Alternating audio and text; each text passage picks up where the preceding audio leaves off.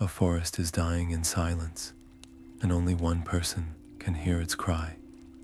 Elara is a young botanist who possesses a rare and magical gift, the ability to hear the whispers of plants. These are not just sounds, they are the very memories and emotions of the living woods. Now, a desperate plea from the ancient great oak calls her into the forbidden heart of the forest, a place shrouded in fear and mystery. She knows that if she fails to answer this call, the forest's vital memory and her own sacred connection to it will be lost forever. This journey will pull you into a world of sentient thorns and territorial guardians, revealing what happens when nature's balance is broken. By the end, you will understand the profound power of listening to the world around you. What is the true cost when a world forgets its own story? The frantic whispers led Elara deeper than any map could chart, into a hidden grove where the air itself hummed with panic. Here, the messages were no longer fragmented echoes, but clear, desperate pleas. A chorus of leaves and vines spoke of a creeping silence, a blight that did not kill, but severed their connection to the ancient song of the woods. It was a thief of voices. Following their guidance, she saw the blight's path for herself, a stark gray trail winding through the vibrant green like a poison vein. She carefully collected samples of the afflicted leaves, their edges brittle and drained of all color, the physical proof of a terrible, unnatural decay. This was no simple sickness. It was an intentional severing, and her mission solidified into a cold, hard certainty. But the grove itself was alive in a different way, a guardian wary of any intrusion. As her own fear spiked, sentient thorns writhed from the undergrowth, twisting into a barrier that mirrored the larger, invisible threat she faced. Each step became a careful negotiation, a test of her own calm against the forest's defensive instincts. Seeing a young sapling nearly swallowed by the gray silence, Elara made a choice. She pressed her hands against its blighted bark and pushed, offering a spark of her own life force into the fading plant. The effort was immense, a draining rush that left her gasping, but a single leaf trembled and flushed with a momentary, brilliant green. It was a fleeting victory, but it proved the blight could be fought. That small act of defiance changed everything. The blight was not a passive disease, but a targeted attack, and her intervention was a challenge. As the healed sapling shivered, it did not sing with gratitude, but trembled with a new, sharp warning. Elara looked up from her knees. The forest shadows had deepened, no longer merely dark, but thick with a palpable, watching presence. The shadow behind her eyes was not a trick of the light. It was a shape, a mountain of moss and muscle that rose from the forest floor with the slow, deliberate force of an avalanche. The ancient guardian bear stood before her, its fur a tapestry of living green, its eyes holding the deep, patient cold of centuries. Elara froze, her own heartbeat a frantic drum against the sudden, crushing silence. Every instinct screamed at her to run, to become small and hope to be overlooked. But she knew this was not a beast of mere instinct. It was a warden of the woods, and it had felt the surge of life, energy she had poured into the sapling. To it, that power was a flare in the night, a potential threat to its domain. The bear lowered its massive head, a low rumble building in its chest that vibrated through the soles of her boots. It was a sound that promised obliteration. Flight was impossible, fight was unthinkable. Her mind raced, discarding every option born of fear. The forest did not respect panic. It respected balance. Her only path was the one she had chosen from the beginning, the belief that connection was stronger than conflict. Her hand trembled as she reached into her worn satchel, her fingers closing around her last piece of food, a single, plump berry she had saved from a sun-drenched patch days ago. It was a meager offering, a foolish gesture in the face of such power, but it was all she had. She did not throw it. She did not even extend her arm. Instead, she knelt, placing the berry gently on a broad, flat stone between them. It was an act of profound vulnerability, a surrender not of will, but of hostility. She met the bear's gaze, pouring all her intention into that simple act, a silent plea that said, "I am not here to take. I am here to give." The great beast sniffed the air, its warm breath stirring the leaves at her feet. It took a single, ground-shaking step forward, its nose nudging the berry. For a heart-stopping moment, its jaws could have closed around her entire hand.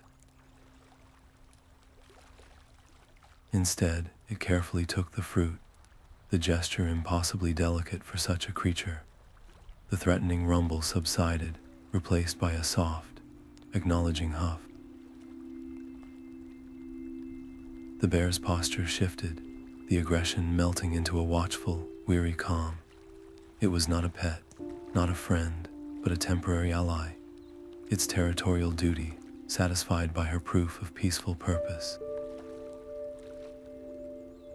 It had tested her resolve, and she had chosen cooperation over force, sacrifice over self-preservation.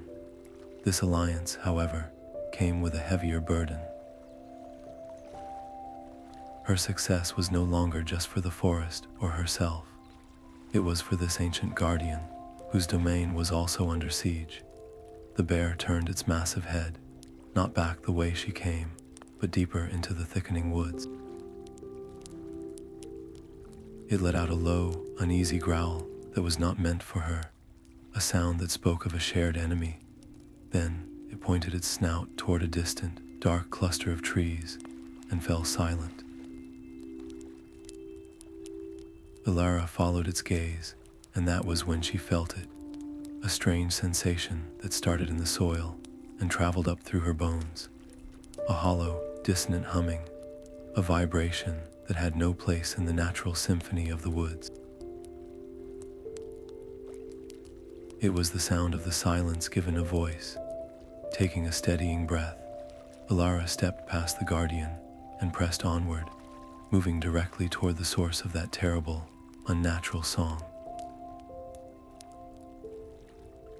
The river's song was a discordant hum, its clear waters choked by a thick, gray sludge that clung to the stones like a scab. This was no ordinary silt. It pulsed with the same hollow energy she had felt earlier, a physical manifestation of the silence. Elara knew this was the forest's memory, its river of echoes, and it was being poisoned at its source. Without a second thought, she waded into the frigid current, the sludge immediately wrapping around her legs with a cold, gelatinous grip.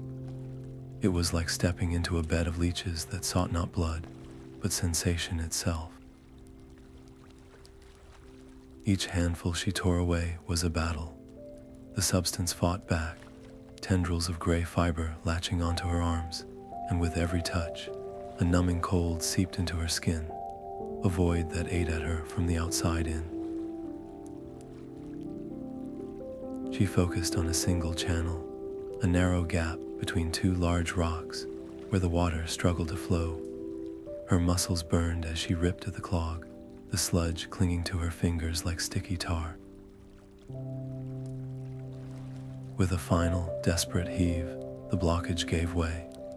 A torrent of clean water exploded through the gap, and with it came a breathtaking cascade of released memories. Visions of sun-drenched saplings, of deer drinking at the bank, of ancient, joyful songs flooded over her. The surge of pure, untarnished life filled her with a warmth that momentarily eclipsed the cold in her bones. She felt strengthened, vindicated, but the triumph was brutally short-lived. As the last of the sludge released its physical hold, its psychic poison took full effect. The vibrant chorus of the forest, the constant background whisper of leaves and roots that had been the soundtrack of her entire life, simply vanished.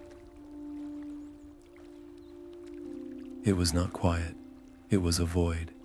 A deafening, absolute silence crashed down upon her mind. She clutched her head, a cry catching in her throat. The numbness was now complete. Her gift, her connection to the living world, was gone. The terror was more profound than any physical threat. She was utterly alone inside her own skull. Panic threatened to consume her. How could she find the source if she could no longer hear its call? How could she heal a world she could no longer even perceive? But then she remembered the bear, the lesson of relying on more than just her magic. She forced her breathing to slow and opened her eyes. She would have to see what she could no longer hear. She studied the riverbank, her learned observation skills sharpening to fill the terrible quiet. There, along the water's edge, she saw it, a faint trail of the gray residue smeared on rocks and roots, leading away from the river and up a gentle slope. The sludge had a physical origin, and she could still follow its path. The personal cost had escalated the stakes to a terrifying degree. She was now blind in the one sense that mattered most, navigating a hostile wood on sheer will alone. Every rustle of a leaf was just a sound, empty of meaning. Every plant was just an object. The silence was a constant, gnawing attack on her very identity. Yet, with her primary gift severed, her other senses heightened in compensation. Her sight became sharper, noting broken twigs and disturbed moss. Her sense of smell detected the faint, oily tang of the blight on the air. Step by careful step, she followed the trail upstream, moving away from the river's song and into a more densely wooded area. The trail led her to a place where the ancient trees grew close together, their canopy blocking out the sun. And there, veiled by the long, trailing fronds of weeping willows, was the dark, yawning entrance of a cavern.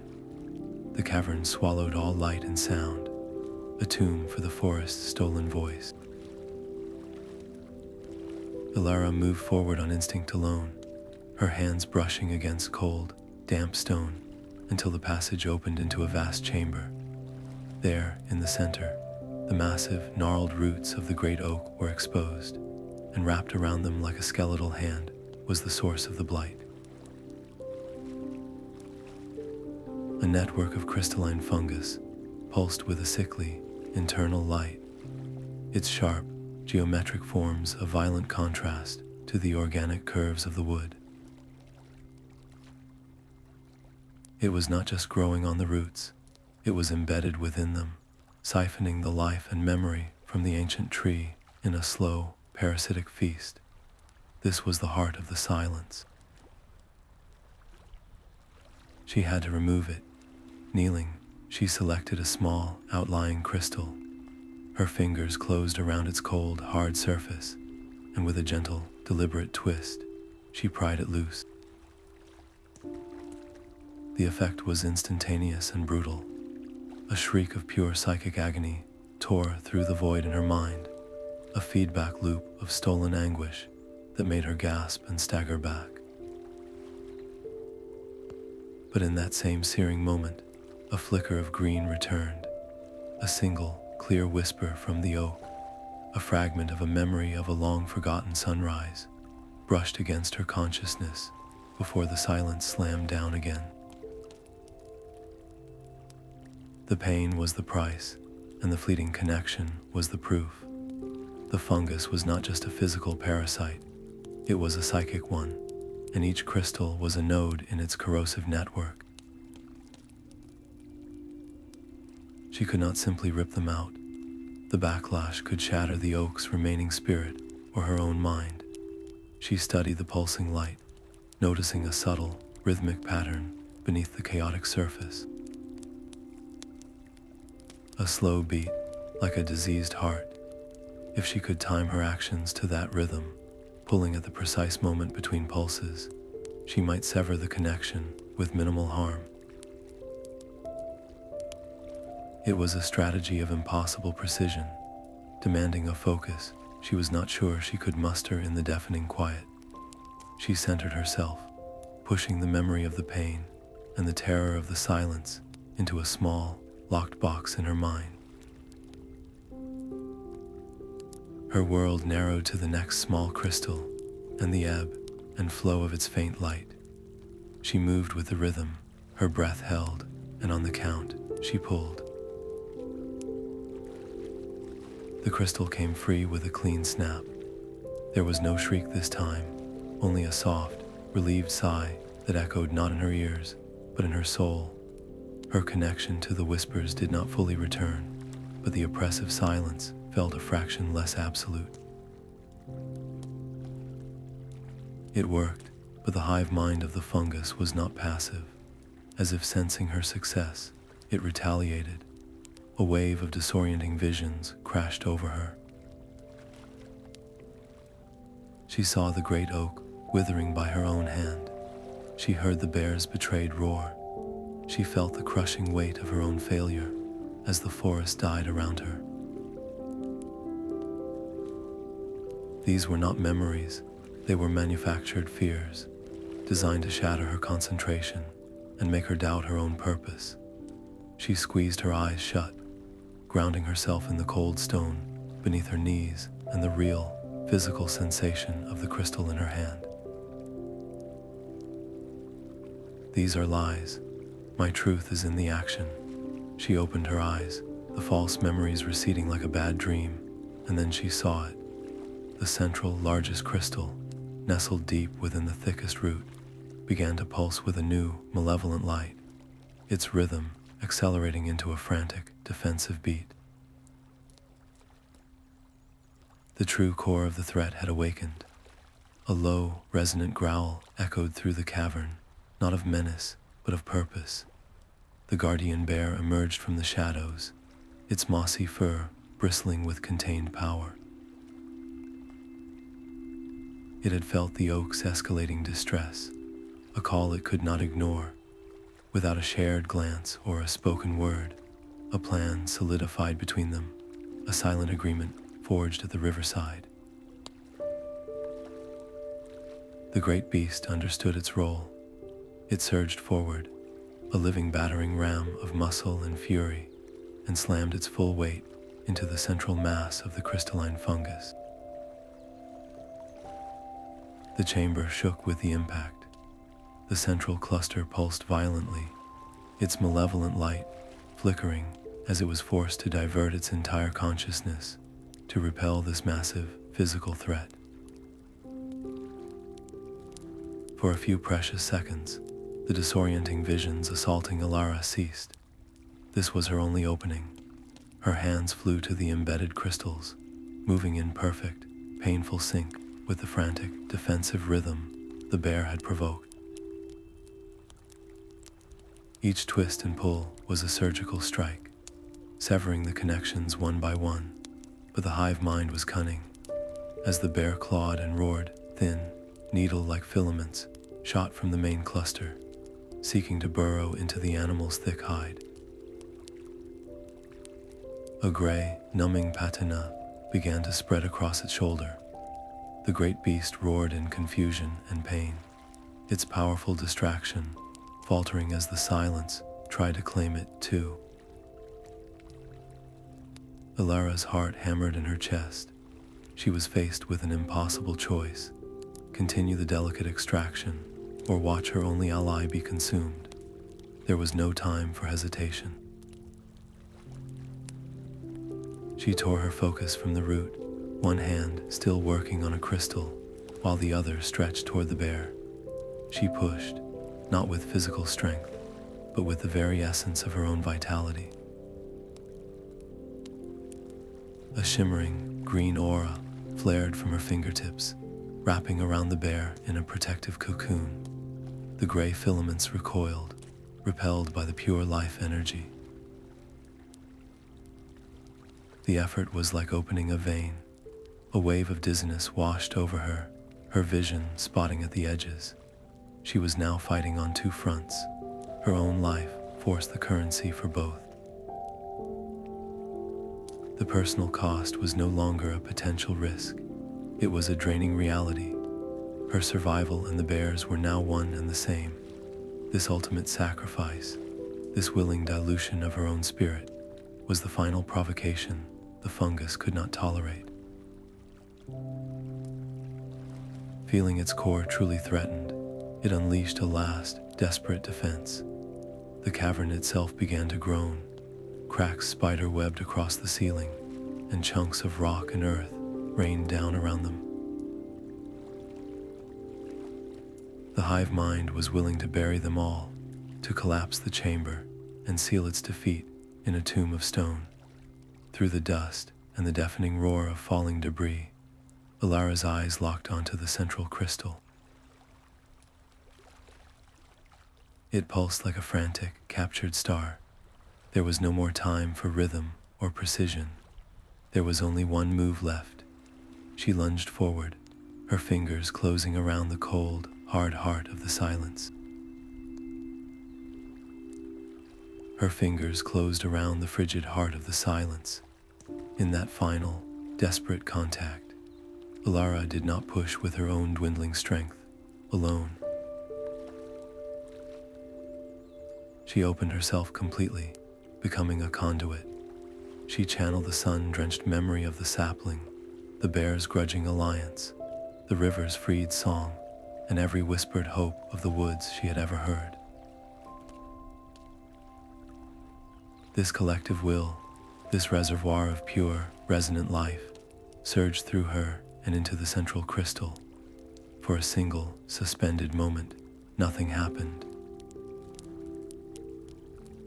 Then the crystal did not shatter. It bloomed. A wave of incandescent green light erupted from her hands, so brilliant it washed all color from the cavern. The crystalline network did not explode into shards, but dissolved into a fine, shimmering dust that was immediately absorbed by the roots. The wave of energy did not stop there. It pulsed outwards through the stone, up through the soil, and into the world above. In its wake, the gray blight scars on the great oak's roots vanished, the bark smoothing over into healthy, vibrant brown. The energy continued its rush, a visible tide of healing that raced through the entire forest. High above, in the sunlit groves, brittle leaves softened and flushed emerald. Withered vines plumped with sap, and flowers burst from buds in a silent, instantaneous celebration. Back in the cavern, the blinding light slowly faded, leaving the chamber filled with a soft, internal verdant glow. The oppressive silence was gone, replaced by a roaring, joyful chorus that flooded Elara's mind, a symphony of gratitude and life, so powerful it brought her to her knees. She was no longer just a listener in the woods. She had become their voice, their will made manifest. The cost was written on her own body, a profound weariness that spoke of a spirit poured, almost to emptiness. But as she knelt there, a single new leaf unfurled from a root beside her, its perfect green form brushing gently against her cheek. It was a whisper of thanks and a promise of renewal for them both. Exhaustion was a heavy cloak, but beneath it, A new kind of energy hummed. Elara stood beside the guardian bear, its massive form now relaxed, the gray patina gone from its fur. The cavern was no longer a tomb of silence, but a sanctuary thrumming with life. The great oak's whisper was no longer a desperate plea, but a steady, strong song flowing into her mind, a deep and resonant voice filled with ancient memories and profound gratitude. She had not simply repaired a broken system, she had become a part of it. Her personal quest to answer a single cry had ended, but in its place, a greater purpose was born. She was no longer just a visitor who could hear the woods. She was their appointed chronicler, their sworn guardian. The bond she had forged was not just with the bear or the oak, but with the very soul of the forest itself, an unbreakable link of shared sacrifice and renewed life. This was not an ending, but a beginning. Her role now was to walk the woods, to listen to its stories, and to ensure that the echoes beneath the canopy, the hidden chronicles of every leaf and stone, would never be silenced again. The living memory of the world was safe, and she was its voice. The ground itself began to stir around her, the ancient roots of the great oak, and then those of the surrounding sentinels, shifted with a deep, groaning sound, pushing up from the soil to weave a living circle. Elara stood at its center, not as a stranger, but as the focal point of a gathering older than any human city. This was the Council of Roots, and their minds touched hers not as individual whispers, but as a single, flowing river of memory. They showed her the truth of the crystalline fungus. It was not born of malice, but of a tragic, forgotten ambition. An ancient order of Druids, long ago, had tried to weave a network of artificial crystals to amplify and preserve the forest's memory, hoping to create an eternal record. Their hubris was their downfall.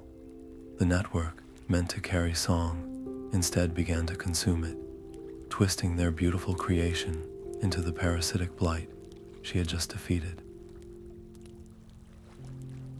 There was no simple villain to blame, only a catastrophic failure born from a desire to protect. The revelation sent a ripple of conflict through the council. Some tree spirits, their memories scarred by the recent silence, roared with a timber-splitting intensity for the complete destruction of any knowledge related to the old order. They saw only the poison and demanded it be purged from history. Others, more weary, resonated with a softer, more cautious hum. Elara felt their division as a physical pressure. She stepped forward, her voice quiet but clear amidst the psychic storm. She did not argue for the old ways, but for the wisdom they contained. To destroy the knowledge, she insisted, was to guarantee the same mistake would be made again in another age, by another well-meaning hand. True protection lay in understanding the failure, not in erasing it. Her words, backed by the authority of a recent sacrifice, settled over the council. The aggressive roars softened into grudging acceptance. They would not destroy the records of the old order, but seal them away, a dangerous secret to be guarded with utmost vigilance. The decision cemented her role as a new kind of leader for the woods, a bridge between its ancient heart and a changing world. But with that authority came a terrible, solitary weight. The burden of this dangerous truth now rested on her shoulders alone. As the roots slowly receded back into the earth, one ancient, gnarled tree, older than all the others, remained. It extended a single, trembling branch toward her. Cradled in its twigs was a seed that glowed with a soft, captured light, a tiny vessel containing the entire, volatile history of the failed amplification. It was both a key to immense understanding and a potential weapon, and the choice of what to do with it was now entirely hers. The glowing seed felt heavy in her palm, a tiny sun containing a dark history. Elara carried it away from the council's clearing, her mind a storm of doubt and duty.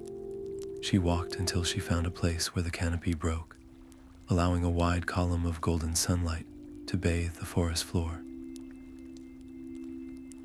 This sun-drenched clearing felt right, a place of openness and life, not secrecy and fear. Here she knelt, the soil warm beneath her hands. The ethical weight was immense. Was she creating a library or a prison? By giving this dangerous knowledge a physical form, was she honoring the past or merely building a newer, more beautiful cage, repeating the old Druids' mistake of trying to control what should be free? Her hesitation was a tangible force, but leaving the seed dormant, a loose secret in the world, felt like a greater failure. Knowledge could not be unwritten, only safeguarded. With a final, steadying breath, she pressed the seed into the earth. She did not simply bury it. She poured her intention into the soil, her hands resting on the ground as she coaxed it to life, not as a replica of the old, failed network, but as something new. A living vault, rooted in the ecosystem itself. The earth responded instantly. A slender shoot erupted, climbing toward the sun with astonishing speed. It grew not into a mighty oak or a weeping willow, but into a tree she had never seen before. Its bark was pale and smooth, and as it grew, dark, intricate patterns began to form on its surface, not carved but grown, like a tapestry woven from within. The patterns swirled and shifted, telling the entire story of the crystalline blight, its creation, its corruption, and its defeat. This was a permanent record, but one that was watchful and alive, a part of the woods that could be seen and understood by any who knew how to look. To ensure its security was not an act of isolation. She made the most profound decision of her life. As the sapling's first true leaves unfurled, she placed her hand upon its trunk and forged a link. She wove a thread of her own life force into its core, binding its well-being to her own breath and heartbeat. She became its lock and its key. The knowledge within the tree could now only be accessed with her conscious, willing choice. It was a living prison, yes, but she had made herself its permanent warden, a human anchor for a dangerous truth. Her personal safety was now inextricably tied to the forest's security. Her destiny was no longer just intertwined with the woods, it was grafted to it. If she fell, the tree would not die, but its deepest secrets would become inaccessible, forever locked away. The weight of this choice settled deep within her bones, a quiet, constant hum of responsibility. As the new tree settled, its leaves rustling in a soft breeze, the whispers that reached her were no longer echoes of the past. The patterns in its bark stilled, and the leaves began to murmur of something new, a distant, shimmering anomaly that had suddenly become visible, a faint ripple of wrongness at the very edge of the forest's perception. The shimmering tear in the world hung at the forest's edge, a wound in the air itself. It pulsed with a light that was not sunlight, and from its wavering center drifted the faint, melodic whispers of plants that did not belong to this world. Elara stood beside the guardian bear, feeling its low, uncertain rumble more than hearing it. This was the anomaly the new tree had sensed, a bridge to somewhere else entirely. The songs from the rift were vibrant, yet underpinned by a frantic, desperate rhythm, a plea for help that transcended language. It was not an invasion, but a cry from a dying neighbor. The immediate danger was a choice. To seal the rift would be the safe path, protecting their own hard-won peace from an unknown variable. But to ignore such a clear call for aid felt like a betrayal of everything she had just fought for. She looked at the bear, and in its deep, intelligent eyes, she saw the same conflict reflected. It gave a slow, deliberate nod. They would not charge in blindly. Drawing on the forest's own language, Elara coaxed a nearby vine to life. She did not simply command it. She poured a fragment of her own awareness into its eager, green tip, creating a living probe that would be her eyes and ears. With a gentle push, she sent the vine snaking into the shimmering void. For a long moment, there was only a dizzying sense of dislocation, a feeling of being in two places at once. Then the connection snapped back. The vine recoiled from the rift, falling limp and scorched at the edges. It brought back no complex message, no alien words. It delivered a single, searing image directly into her mind. A city of impossible, singing crystal towers stood against a sky of swirling amber, and crawling over its luminous spires was a voracious, living shadow, a darkness that consumed both light and song. The fate of one world was no longer the only story being written. The living ink seeped into the bark page, a deep green that pulsed with a soft light. Elara worked within a hollow of the great oak, her stylus a sharpened thorn, as she began the physical task of inscribing the first official chronicle. This was not mere writing, it was a grafting of memory onto a living surface. She described the crystalline fungus and the guardian bear with factual clarity, but then she paused. How could she convey the deafening terror of the silence, or the profound warmth of the river's freed song? A simple list of events felt like a lie of omission. The chronicle demanded more. She decided to split the page into two flowing columns. On the right, she inscribed the history of what happened. On the left, she poured the history of what was felt, the emotional echoes of every decision and discovery. As she finished the final symbol, the bark pages rustled, and the ink upon them shimmered, the letters subtly rearranging themselves. The chronicle had become a minor sentient artifact, its purpose not just to inform, but to ensure understanding. It would now present its truths in a way that resonated most deeply with whoever read it, making the past a living, comprehensible experience.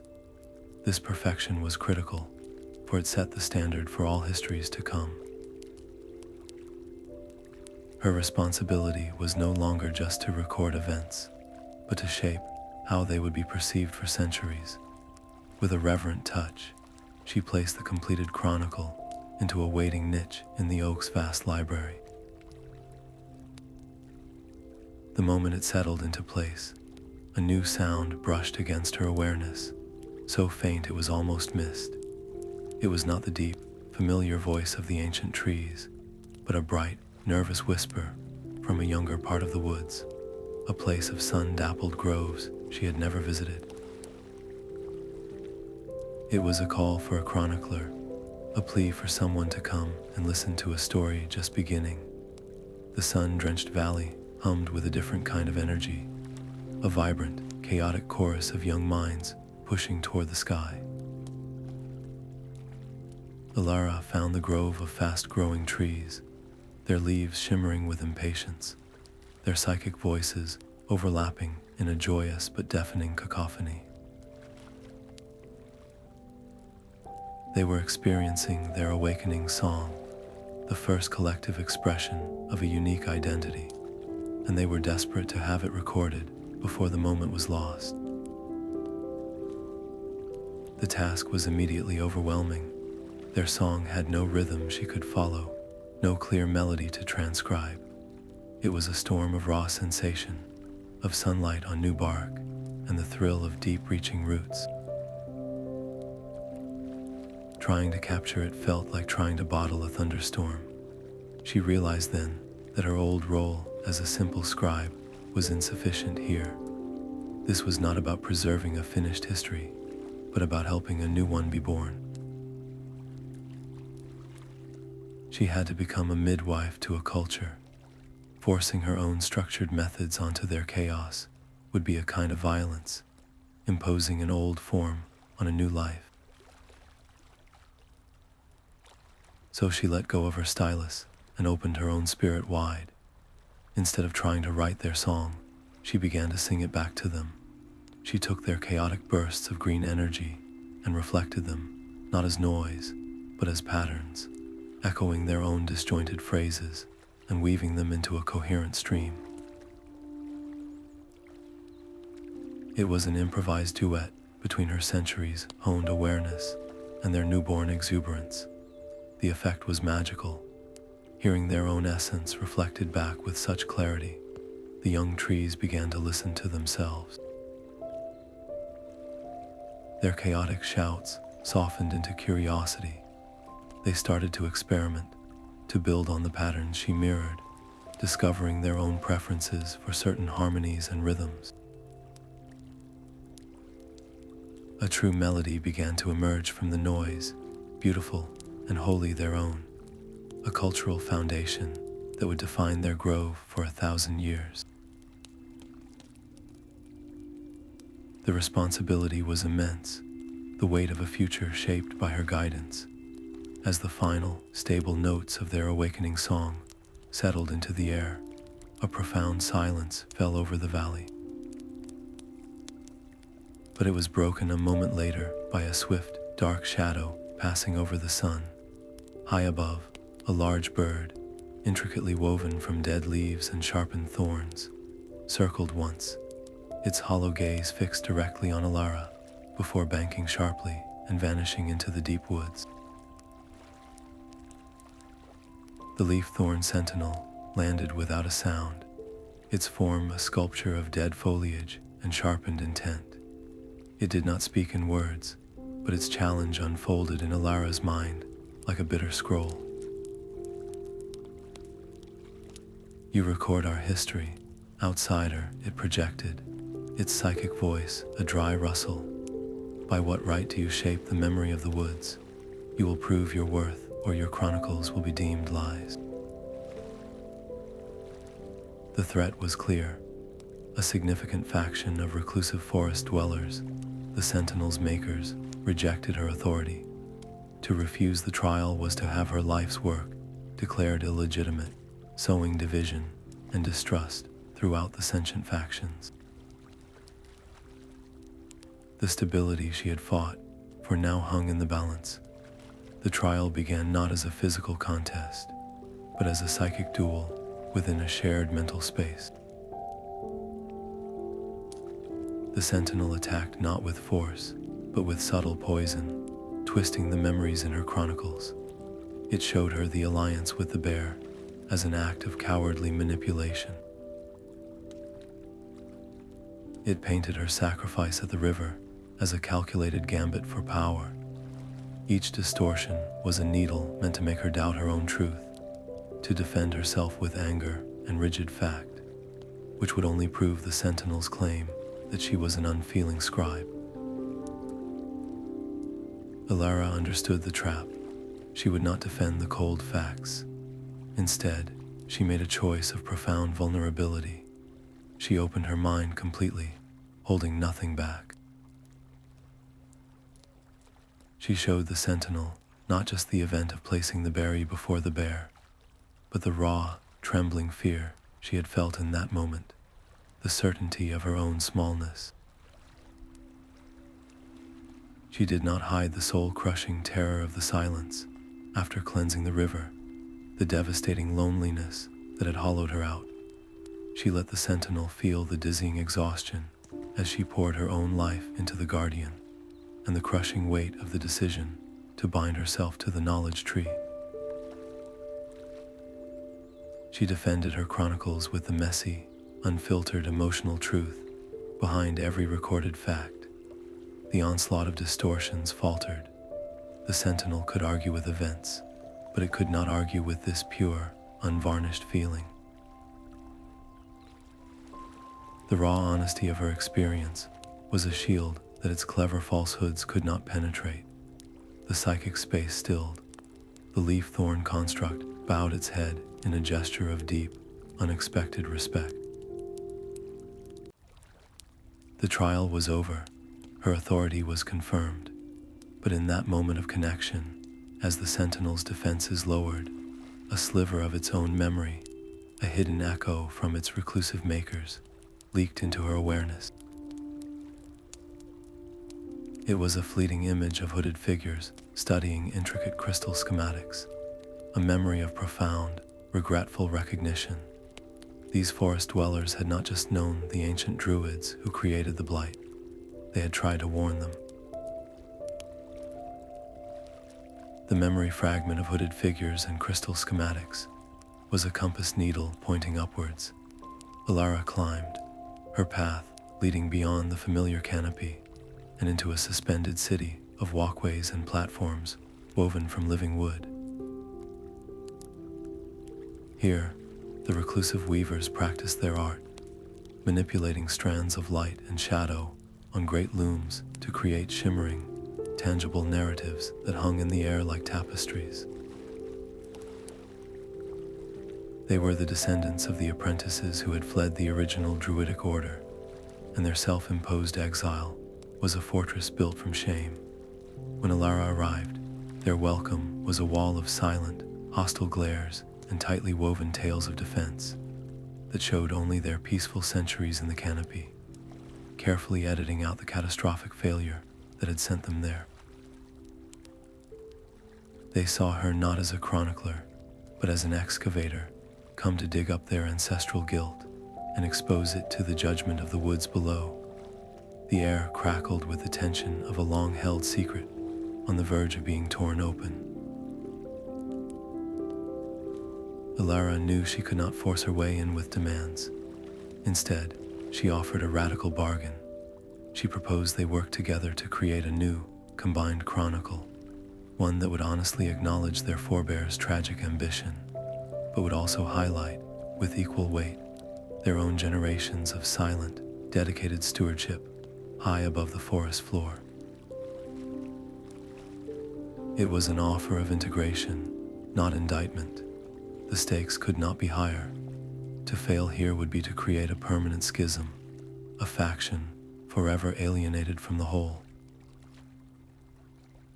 But to succeed would weave a thread of profound resilience into the forest's soul, making its collective memory and society stronger and more honest than it had ever been before.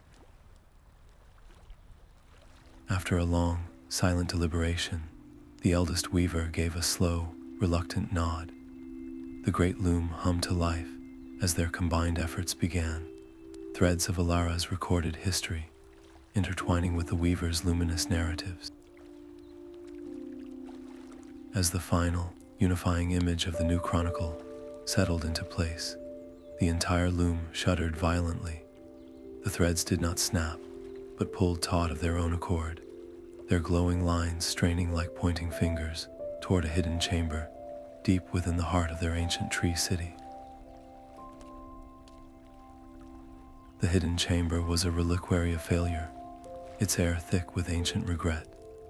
There, pulsing with a soft, captured light, sat the heart of the original amplification device, a complex crystal lattice that was neither good nor evil, merely incomplete.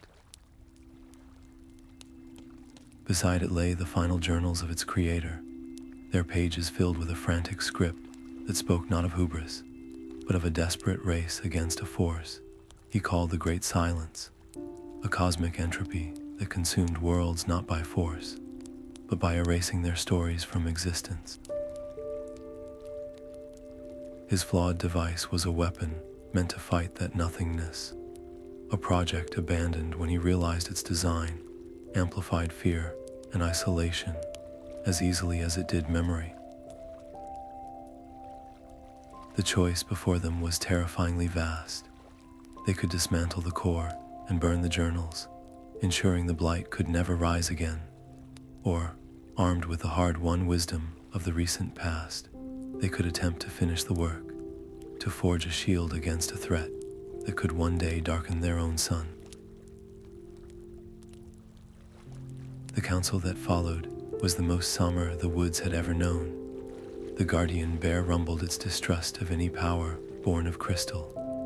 The great oak whispered of the long, slow strength of natural memory. The Weaver elders argued that their very existence was a testament to the danger of such ambition. Elara listened to them all, the weight of two possible futures pressing down on her. She finally spoke, her voice steady. To destroy the core would be to willfully blind themselves to a potential threat, but to activate it would be to risk everything they had just saved on an untested theory. She proposed a third path, one of immense responsibility. The core would remain, but dormant. It would be placed in a state of suspended animation, watched over by a rotating guard of weavers and rooted sentinels, its existence known only to this council. It would be a tool of absolute last resort, a final, desperate option if the Great Silence ever truly appeared at their border. Her decision was accepted, and the chamber was sealed with layers of living wood and woven light, becoming the most heavily guarded secret in the entire forest. As the final protective ward clicked into place, a sharp, synchronized gasp came from the Weaver sentinels watching the dimensional rift. Far below, at the forest's edge, the shimmering tear in the world flared with a violent, bloody crimson light. The rift pulsed like a raw wound, and the vine's scorched tip twitched once more in Elara's hand. This time, the message was not a chaotic image, but a clear, desperate plea for alliance. The city of Singing Crystal was fighting the Great Silence itself, the very cosmic entropy described in the ancient journal. It was a formless, consuming void, and it was winning. With this direct appeal, the conflict was no longer a distant rumor. It had knocked on their door and asked for help. The forest's unity, so recently forged, now faced its greatest strain. The council erupted into a storm of conflicting whispers. The guardian bear and many older tree spirits rumbled with a fierce, territorial logic. This was not their war. They had just secured their own peace, and to invite the attention of such a voracious enemy was the height of folly. They argued for sealing the rift, for turning inward and building their defenses. But Elara stood firm, her voice cutting through the fear. She argued that entropy, by its very nature, does not recognize borders. It consumes everything in its path, and to ignore a dying neighbor was not safety, but a slow suicide. The enemy their new ally faced would, given time, inevitably find its way to their own sun-dappled groves. The choice was not whether to fight, but when. After a long, tense silence that seemed to stretch for days, Elara made her decision. She would not send warriors or uproot their defenders, not yet. Instead, she proposed a different kind of intervention, one rooted in the very essence of their world. She asked the forest to give a gift. From the deepest, most protected groves, she gathered a handful of the wood's most resilient life seeds, each one a tiny vessel of stubborn, adaptive vitality. This was not just an offering of aid, it was a statement of solidarity, a declaration that the living woods would not stand by, while another world was erased. As she carefully cast the seeds through the shimmering tear, the act transformed their struggle. They were no longer just a single forest, protecting its own memory. They were now participants in a cosmic conflict, their first act one of generous diplomacy. The moment the seeds vanished into the light, a powerful wave of energy washed back through the rift. It was not the familiar green pulse of their own life force, but a brilliant, harmonic resonance of pure, grateful crystalline song. This wave did not feel alien. It felt complementary, washing over the forest and strengthening the very bonds between tree and root, between chronicler and guardian.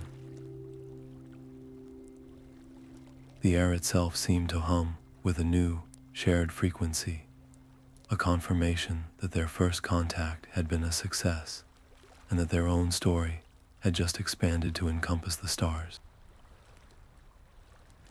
The harmonic resonance from the Crystal City did not fade. It lingered in the air, a new and permanent note in the forest's song. Elara felt its potential humming in her bones, a promise of connection that begged to be given form. She returned to the Weaver's Canopy City with a grand and radical proposal. Together, they would weave the ultimate chronicle, a living tapestry that combined the luminous threads of their narratives with the deep-rooted memories of her own archives. This would not be a mere history book. It would be a symphony of worlds, a vast, ever-changing map of interconnected life. The great looms hummed with a new purpose, their threads now pulling not just on light and shadow, but on the very essence of the Crystal City's song and the forest's own verdant pulse. The resulting tapestry was breathtaking. It hung in the air above the great oak, a shimmering, three-dimensional lattice of sound and light, where each connected world was a unique, vibrating chord. The health of a distant grove was a clear, high note, the spread of a blight, a discordant rasp, the pulse of a world's core a steady, deep rhythm. It became a central nervous system for their fledgling alliance, allowing them to sense a threat light years away as instantly as a thorn in their own paw. This incredible power came at a steep and constant price. Maintaining the symphony required a continuous flow of energy from the Weaver's looms and Elara's own focused awareness, a drain on resources and attention that pulled them ever inward, their gaze fixed on the cosmic map rather than the soil beneath their feet. Its very existence transformed the living woods from a sanctuary into a strategic target, a glowing beacon for any force that fed on isolation and silence. Elara saw the danger of concentrating such power in one place, or in one person. She would not become a solitary queen of this new order. Instead, she proposed the creation of a rotating role, a conductor who would interpret the symphony's complex melodies and coordinate the alliance's response. The mantle would pass from world to world, ensuring that the burden and the authority were shared, that no single voice could dominate the chorus. This act secured their unity, but also bound their fate irrevocably to others. The security of the woods was now a thread woven into the security of a dozen alien ecosystems, a vast and permanent responsibility that stretched their guardianship across the stars. During the very first rotation, as a weaver took up the conductor's role, a single, jarring chord of dissonance echoed through the symphony. It was not the screech of entropy or the rasp of blight, but a raw, untuned cry of pure pain. The weaver's nimble fingers traced the discordant note back to its source, a strand on the tapestry that had been dark and silent until that very moment. It led to a newborn world, one that had just sung its first, agonized note into the void. The newborn world's cry was a raw scrape against the harmony of the symphony, the sound of a planet tearing itself apart to be born.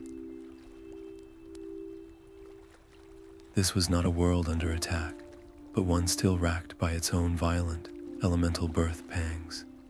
Its thread in the tapestry flickered wildly between brilliant potential and utter annihilation. The Alliance now faced a philosophical chasm. To intervene was to play creator, to potentially stunt this world's unique destiny by shaping it in their own image. But to stand by and listen to its agony was to risk its song being snuffed out before it could ever truly begin, leaving behind another silent void for the great silence to claim. The debate within the Council of Worlds was immediate and fierce. Voices from crystalline cities, accustomed to ordered growth, argued that a structured, guiding hand was the only moral choice. The older, rooted spirits of the living woods, remembering their own long, slow awakening, rumbled that all life must find its own path, that struggle was the forge of identity. Elara listened, feeling the weight of a precedent about to be set. She stood and proposed a middle path, one of subtle encouragement. They would not send builders or engineers. They would broadcast only the most fundamental songs, the universal patterns of how sunlight coaxes a seed, how water nourishes a root, and how stable soil grants anchor. It would be a gentle nudge, a whispered suggestion of possibility, offered to a world drowning in chaos, leaving it utterly free to accept, reject, or transform the knowledge as it saw fit. The vote was tense, but her compromise carried. The foundational songs were sent, a soft, simple melody woven from the essence of 1,000 different forests and worlds. For weeks, there was no change. The newborn world's thread still a frantic, dissonant scratch in the symphony. Then, one morning, the scratch softened. It wavered, then settled into a low, steady hum. A new melody, wholly unique and vibrantly alive, began to pulse from the tapestry. It was a song of rugged, tenacious life, of flora that drank lightning and fauna that slept in volcanoes. A culture born not from gentle guidance, but from surviving it. The Alliance had passed its first great ethical test, establishing a core principle of respectful aid. But as this new, stable harmony wove itself into the greater symphony, a different, more familiar strand of music, at the very edge of the tapestry, began to fray, its notes thinning as if the world it represented was slowly, quietly, being forgotten. The request came not from a seasoned weaver, but from a young one named Kalin, whose hands still fumbled with the light threads. He stood before Elara, his voice a mixture of awe and determination, and asked her to teach him everything she knew. The question stopped her completely. She had always been a guardian, a chronicler, a conduit, but she had never considered herself a mentor. To accept meant she had to consciously step into that role, to define a legacy she had built through instinct and necessity. Her first challenge was translating a lifetime of intuitive feeling into structured lessons. How could she explain the texture of a tree's memory, or the weight of a stone's echo, in words that could be written down and understood? She spent long nights creating the first true curriculum for a chronicler, breaking down her vast, fluid understanding into principles and practices. It was an exhausting intellectual puzzle, forcing her to confront the very gaps in her own knowledge she had always glossed over with feeling. Her patience was tested daily. Kalin learned at a different pace, asking questions from angles she had never considered, stumbling over connections that were second nature to her. She had to learn to lead not through action, but through guidance, a quieter, and in many ways more difficult form of authority. She knew theoretical lessons would never be enough. True understanding required the same synthesis of knowledge and empathy that had defined her own journey, so she designed a trial. Kalin was to venture into a grove where a sentient thicket, panicked by a recent rockslide, had coiled itself into a defensive, razor-sharp knot, silencing all the smaller plants around it. His task was not to command it or record its fear, but to calm it. He would need his academic study to identify the thicket's species and its needs, but he would need his heart to truly connect and offer it peace. Elara watched from a distance as Kalin approached the trembling mass of thorns. He did not speak. Instead, he sat nearby, his own breathing slow and deliberate, and began to hum a simple, grounding melody he had learned from the weaver's looms. He offered it not as a command, but as a gift.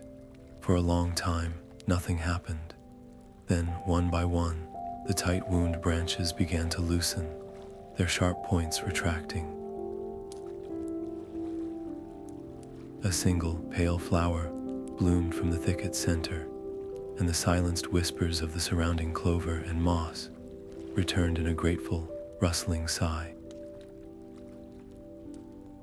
In that moment, watching the thicket relax and Kalin's face light up with humble understanding, Elara felt a profound shift deep within her own spirit. It was the feeling of a seed taking root. Her legacy was no longer a solitary burden she carried, but a living thing she had successfully planted in another. The system could now outlive her. The great oak's voice was the first she had ever truly understood, and now it was fading. Its vast consciousness, once a roaring river of memory and guidance, was slowly receding into a deep, foundational hum. The forest felt it immediately, a subtle shift in the psychic atmosphere, a quieting of the oldest song they had ever known. For Elara, this was a deeply personal sorrow, the loss of her wisest mentor, and the steady presence that had anchored her through every crisis. But for the woods, it was the end of an era, and a ripple of unease spread through the sentient groves.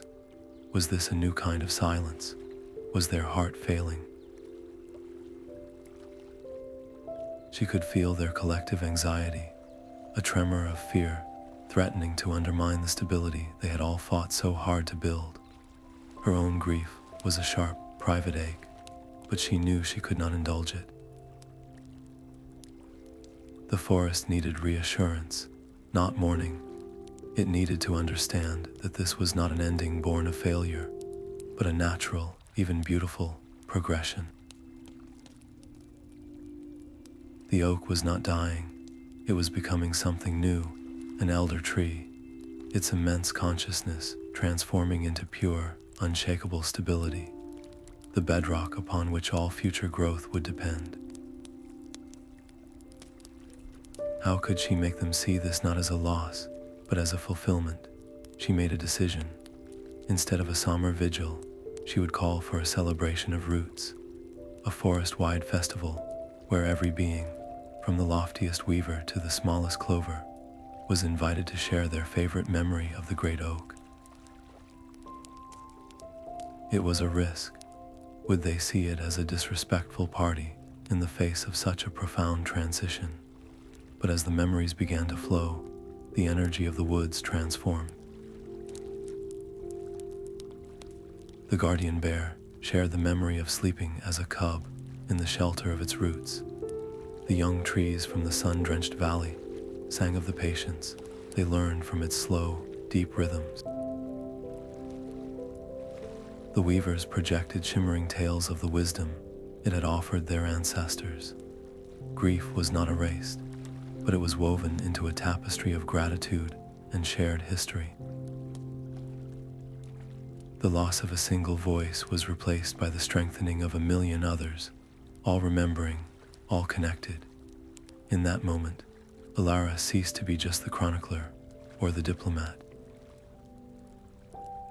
She became the emotional core of the living woods, the one who could guide them not just through external threats, but through the internal passages of their own collective soul.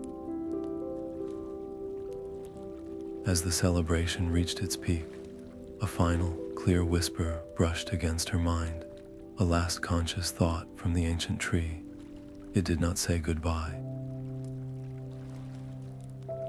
It offered a single, resonant word of direction, a command that was also a promise. Listen.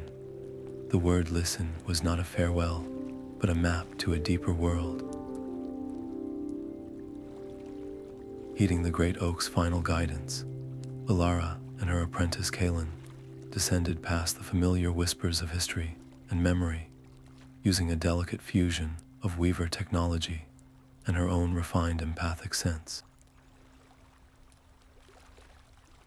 They sank below the roots of individual trees, below the chronicles of wars and alliances, into a realm of pure, unformed instinct. This was the forest's subconscious, a churning ocean of primordial echoes. Here, there were no stories, only the raw, driving pulses of growth, reaching for the sun, the necessary pull of decay, returning life to the soil, and the immense, silent force of balance, holding it all together. It was beautiful and terrifying in its absolute simplicity, a layer of existence untouched by thought or time. Navigating this raw power was like trying to swim in a storm. The sheer force of a single drive for growth could flood Kalin's mind, making him forget his own name in a wave of green hunger. The pull of decay was a chilling void that threatened to extinguish their consciousness entirely.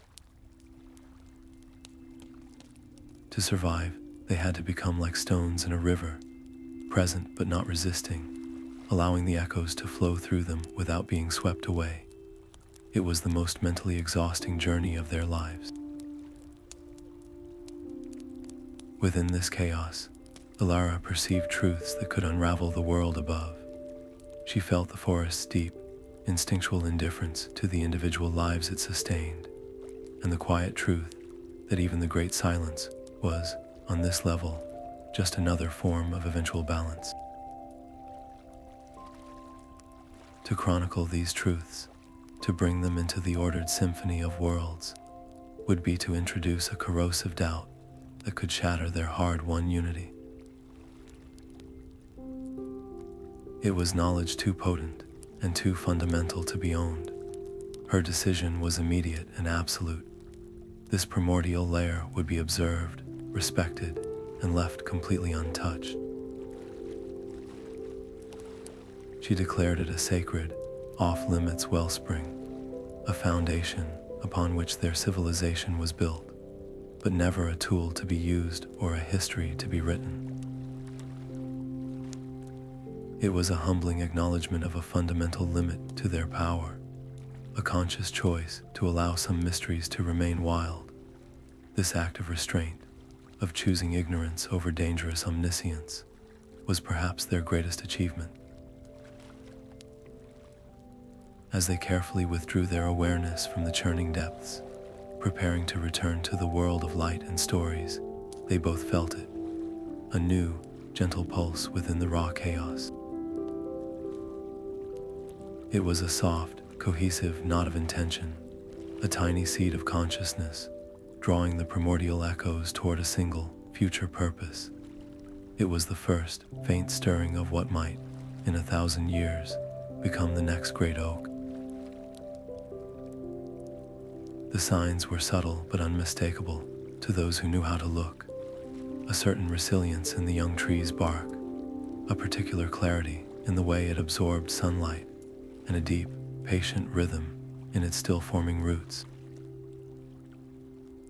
The council, guided by Elara and the fading hum of the elder tree, identified a single, ancient blooded sapling as the forest's likely next heart. This was not a coronation, but a quiet, collective decision to place a bet on a future they would never see. It was an act of supreme faith, a commitment to pour their collective wisdom and energy into a being whose full majesty would only unfold long after their own stories had become whispers in its bark. The tension was immediate and delicate. How do you protect something so vital without robbing it of the very struggles that forge strength? A coddled tree, sheltered from every storm and deprived of hardship, would grow into a weak and hollow guardian, unable to bear the weight of an entire world's memory. It needed to feel the bite of wind, to learn flexibility, to compete for sunlight, to understand ambition, and to weather drought to appreciate the gift of rain. Their role was not to be a shield, but a guide. To that end, Elara instituted the Whisper Guard. This was not a barrier of thorns or a wall of sentinels, but a rotating, invisible circle of chroniclers and guardians. Their duty was not to fight the sapling's battles for it, but to ensure its environment remained a rich and balanced classroom. A Whisper Guard might gently redirect a parasitic vine, just enough for the sapling to learn to defend itself, or they might share a memory song of a past drought when the young tree's thirst became acute, teaching it to seek deeper water. They curated its challenges, ensuring they were difficult enough to build character, but never so brutal as to break its spirit. The stakes of this quiet, centuries-long project were higher than any battle with the Great Silence. The successful nurturing of this successor was the ultimate test of the entire system Elara had built. It was a referendum on whether their alliance, their chronicles, and their shared wisdom could truly perpetuate itself, generation after generation, without her at the center. It was about proving that the forest could outgrow its founder. Decades turned, and the sapling grew, its consciousness slowly unfurling. Then came a morning drenched in dew and golden light, when the young tree, for the very first time, did not simply radiate raw feeling, but formed a single, clear word and sent it rippling through the network of roots. The word was a simple greeting, an acknowledgement of the world around it. In that moment, hearing that new, strong voice join the chorus, Elara felt a profound and peaceful certainty settle in her soul. Her most important work was finally, truly complete. The act of chronicling her own life felt like walking back through a forest of memory, each step a return to a moment that had shaped her. With the young oak's voice now a steady presence and Kalin, fully capable of guiding the woods, Elara turned inward. Her final project was not for the great library, but for the soil itself. She began to write the story of her journey, not as a formal history, but as a raw, emotional map of her transformation from a frightened listener to the heart of the woods. This chronicle would be her last gift, a way to ensure her most personal lessons became part of the land's very fabric. The process was a deep and often painful excavation. To write about the deafening silence after cleansing the river was to feel that hollow terror all over again. To describe her bargain with the weavers meant reliving the fear of permanent schism. She did not shy away from the moments of profound doubt, the times she had wanted to turn back, or the heavy cost of every sacrifice. She framed her mistakes with brutal honesty, showing how her early arrogance nearly shattered the alliance, and how her fear almost kept her from trusting the bear. Each confession was a weight lifted, transformed from a private shame into a public lesson on the necessity of humility and resilience. This was not a tale of flawless heroism, but a practical guide for any future leader who would face their own impossible choices. By embedding these fragmented memories into the roots and stones, she ensured that her specific, hard-won wisdom would flow directly into the forest's consciousness. A young sapling feeling the sting of failure might also feel the echo of her perseverance. A future chronicler wrestling with a moral dilemma could tap into the root network and find the emotional truth of her decision to spare the primordial echoes. Her experiences would become innate wisdom, a layer of understanding beneath the official histories, protecting her legacy from the distortions of time and interpretation. The final act was one of quiet ceremony. She carried the last fragment of her chronicle, a page holding the memory of her first true understanding of the great oak's song, to the base of the young successor. As she pressed it into the soft earth at its roots, a profound sense of release washed through her. The weight of her own story lifted from her shoulders, no longer a burden to carry, but a seed now sown. Her personal journey was complete, its echoes now permanently woven into the endless, living tapestry of the woods. The ceremony was simple, a quiet passing of the stylus to Kalin before the assembled council. Elara felt the weight of the formal title lift from her shoulders, but the deeper responsibility settled into her bones. She did not leave the great grove to rest. Instead, she walked into the deep woods with a new purpose, becoming a silent wanderer along the forgotten paths. Her role now was one of subtle mending, of repairing small fractures in the canopy before they could split the sky, and of listening for the very first whispers of stories yet to be born. She became a legend in her own time, a figure spoken of in hushed tones around root circles. To a young sapling trapped by a fallen branch, she was a sudden, helpful breeze that shifted the weight. To a lost traveler, she was a guiding pattern in the moss at their feet. She was guidance that appeared precisely when needed, but could never be summoned, a presence that ensured she would never cast a shadow over the new leadership growing in her absence. Letting go of direct control was the final, quiet test of her trust. She felt a pang of instinct every time she sensed the council debating a path she would not have chosen, or when Kalin's methods differed from her own. Her hands itched to intervene, to steer them away from potential stumbles. But she had built this system to be resilient, not perfect, and that meant allowing it to learn from its own small errors. She made a solemn vow to herself, a rule etched into her spirit. She would only step from the shadows in the face of a crisis that threatened the forest's very existence. For all other matters, she would be a witness, allowing the new chroniclers and the council to lead, to succeed, and sometimes to fail, on their own terms. This new role was the ultimate expression of her own hard-won growth, a transition from the active savior who fought blights and bears to a patient, foundational presence, as steady and unshakable as the bedrock beneath the soil.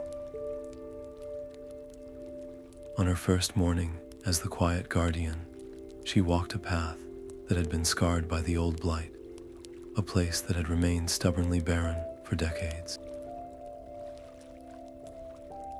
There, pushing through the hard-packed earth, was a single, newly bloomed flower. Its petals were a color she had never seen before, a perfect, shimmering blend of the deep green from her own life aura and the vibrant gold of the forest's core energy. It was a silent welcome, a gift from the woods she had saved, now welcoming her home to her true and final purpose. The air in the great library, hummed with the layered music of 1,000 worlds, a brilliant and complex masterpiece of light and sound woven into the very architecture. Decades of peace and alliance had transformed the living woods into a thriving hub, its roots now intertwined with the fates of countless stars. Elara was no longer a woman who walked the paths, but something far more pervasive, a feeling of deep-rooted surety that lingered in the dappled sunlight and the quiet rustle of turning pages, the forest's own cherished memory made manifest. The system of chroniclers and councils she had built had weathered its share of small storms, from territorial disputes between young groves to minor dissonances in the symphony, each resolved without a single legendary intervention. Its resilience was a living fact. Then a new challenge arose, not from the stars, but from the depths of their own history. A young chronicler, Lyra, struggled with a fragmented echo from the early days of the Weaver's exile. The ancient record was contradictory, and its true meaning felt just beyond her grasp, a key piece of context for a current debate on resource sharing. In a moment of frustrated uncertainty, she found herself standing before the oldest root wall in the library, her hand hovering over the wood. The thought was a powerful temptation, a whispered wish to summon the legend, to ask Elara herself for the answer. But as her fingers nearly brushed the bark, she pulled them back. To call for help now would be to distrust the very system that had been gifted to them, to imply that her own training and the collective wisdom of the council were insufficient. She took a deep breath and turned away from the root wall, choosing instead to trust the tools she had been given. She convened a diverse panel, including a weaver who understood the nuance of light threads and a stone singer who could feel the age of the echo.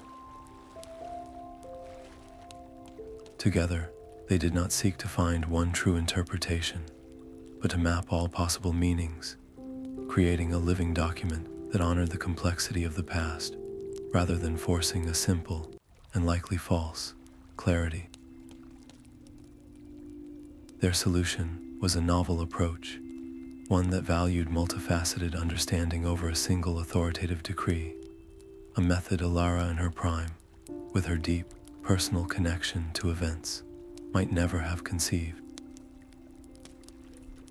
It was the ultimate proof of a legacy's success, the moment the next generation not only preserved the past, but advanced beyond it with their own unique wisdom. As the council formally accepted Lyra's interpretive map, a sudden, warm breeze drifted through the library stacks. It carried the unmistakable scent of old paper and fresh rain, a combination that had always clung to Elara. The breeze was gentle, a silent, final blessing that lingered for just a moment before fading, leaving behind a profound and settled peace. The deepest quiet in the forest was not an absence of sound, but a place of perfect harmony. At the very spot where the great oak's first desperate plea had once shattered her solitude, the air began to shimmer. From the convergence of memory and gratitude, the fully realized consciousness of Elara gathered one last time. She did not appear as the young botanist or the weary guardian, but as a form woven from dappled light and the scent of rain-soaked earth. Her manifestation did not speak a single word. She simply stood and she listened. The magnificent, complex song of the world flowed into her, a symphony of young oaks and crystalline cities, of weavers' looms and a whisper guard's gentle hum. She heard the confident scratch of Kalin's stylus and the vibrant, untested melody of the newest chronicler, Lyra.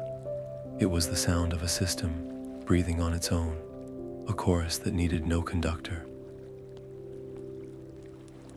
This was not a return, but a final, conscious acknowledgement. In the act of pure, unattached perception, she felt the last delicate thread of her individual self loosen. There was no struggle, no resistance, only the peaceful acceptance of a beautiful and inevitable change. Her final act was not one of guidance or intervention, but of witness. She observed the flourishing of her life's work without any desire to alter its course, to offer advice, or to claim any part of its ongoing story. This moment was the quiet closing of a circle that had spanned a lifetime, the resolution of a journey that began with a single whisper. By choosing to simply listen and then let go, she completed her own arc. The legendary chronicler, the savior of the woods, was now ready to become something far more enduring. Her spirit, no longer bound to a single story or a singular purpose, began to integrate fully with the foundational layer of the woods themselves. She became one with the patient bedrock and the deep, humming mycelial networks, a permanent echo woven into the very soil from which all new life would spring. As her form dissolved into countless motes of gentle, green-gold light, they did not vanish. They settled upon the leaves like a blessing of dew, and the entire forest canopy seemed to sigh in a deep, contented, and everlasting breath. The forest breathes with an eternal rhythm, a cycle of stories told and retold. Elara's journey, from a lone listener to the heart of the woods, has become the foundational myth of this place, a timeless echo woven into the very soil. Her story is no longer a singular tale of heroism, but the first chapter in an unending book, the reason every new leaf unfurls with the certainty that it is part of a remembered whole. New chroniclers now walk the paths, their hands tracing the patterns she first mapped, their voices adding new verses to the ancient songs. They face challenges she never dreamed of, from interpreting the dreams of migratory rock slugs to mediating trade disputes between fungal networks and crystalline envoys. Yet they do not face them alone. They stand upon the deep, quiet foundation she became, a bedrock of resilience and empathy that steadies them when their own understanding falters. The whispers beneath the canopy are no longer cries for salvation, but a constant, vibrant conversation between past and future. A young tree does not simply grow, it grows with the inherited strength of 1,000 ancestors. A new alliance is not merely a pact, but a thread woven into a tapestry that already knows the pattern of cooperation. This is the ultimate legacy, a world that does not just survive, but learns, adapts, and forever grows. Each new story born into a chorus that will never again fall silent.